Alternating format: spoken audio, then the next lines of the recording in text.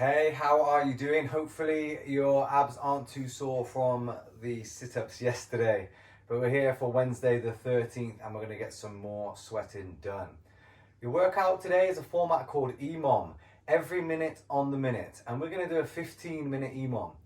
This means that at the start of every minute, the work changes or resets and you have a number of repetitions to do. Should take you around 20 seconds or so. And then you get to rest the remainder of the minute until the next one ticks over and you move on into the new movement. So we're going to do an EMOM of 10 to 20 air squats on the first minute. We're going to do 10 to 20 push-ups on the second minute. And we're going to do 50 jumping jacks on the third minute, okay? So you're going to do 3, 2, 1, go. The clock starts. You're going to do 10 to 20 air squats. Let's say that takes you 25 seconds. You're going to rest for 35 seconds. When the minute ticks over to minute 1, you're then going to do your 10 to 20 push-ups. Let's say that takes you 18 seconds. You're going to rest the remainder of the time. When the minute ticks over into minute 2, you're then going to do 50 jumping jacks, etc. for 15 minutes in total. So you're going to do the 3 exercises 5 times. The air squat, I'll show you a few repetitions.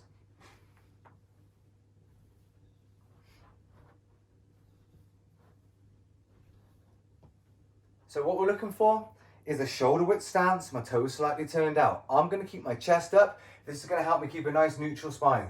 It's not going to let me round my back and drop my chest. So when I lift this chest, it's going to keep me in a nice safe position, okay?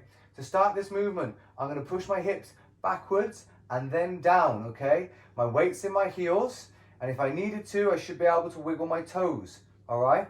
But we're still going to keep them planted. So my hips go back and down until they ride lower than my knee, and then I can stand back to standing in this straight line. Your knees are going to track out over the top of your toes, so as your hips go back and down, your knees drive out. Don't let them come inside, all right? If you want to, you can squat onto a support or chair, sofa, box, whatever you've got. Same deal though. Find your shoulder width stance, keep your chest up. I personally like to keep my hands above my eyes. This helps me think about being tall, and when you're 5'5", every little helps. So we're going to push our hips back the same way, ride it down until I find the sofa, and then I'm going to push the floor away and come back to full extension again. So my hips go back and down, and then I'm going to shift my weight, push the floor away, and go back to that full extension. That's our squat, 10 to 20 in the first minute, and then you get your little rest. The next one is push-ups.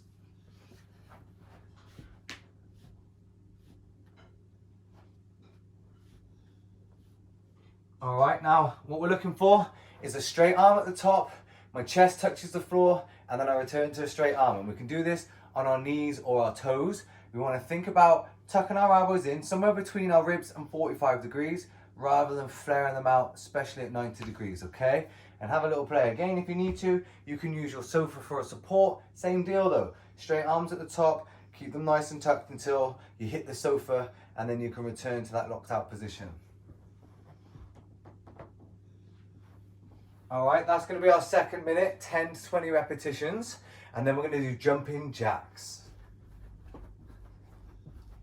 So from there, your feet start underneath your hips. They're going to jump out to a wider position. And as they do, your hands will follow them above or touching together overhead. All right, if you get any questions, shoot them over. Set yourself a little timer, run through it, and it should be a fun one.